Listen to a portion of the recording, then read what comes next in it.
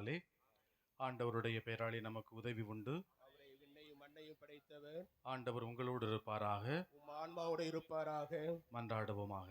என்றும் வாழும் எல்லாமல்ல இறைவா, உம் ஒரே பேரான திருமகனும் எங்கள் ஆண்டவருமாகிய இயேசு கிறிஸ்துவின் திருப்பாடுகளையும் மரணத்தையும் உயிர்ப்பையும் தியானிக்க நாங்கள் தேர்ந்தெடுத்து நிறுவும் இந்த சுருவங்களை ஆசீர்வதித்து புனிதப்படுத்த உம்மை மன்றாடுகிறோம்.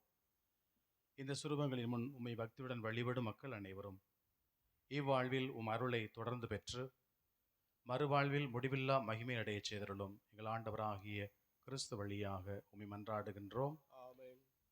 தூயவரான தந்தையே, எல்லாமல்ல இறைவா, இச்சிலுவைகள் மனிதனத்தின் மீட்பளிக்கும் சின்னமாகி விசுவாசத்தை திடப்படுத்தி நற்செயல் பல புரிய உதவுவனவாக இவை எங்களுக்கு ஆறுதலும் பாதுகாப்புமாகி எதிரியின் கொடிய தாக்குதலிலிருந்து விடுவிப்பனவாக.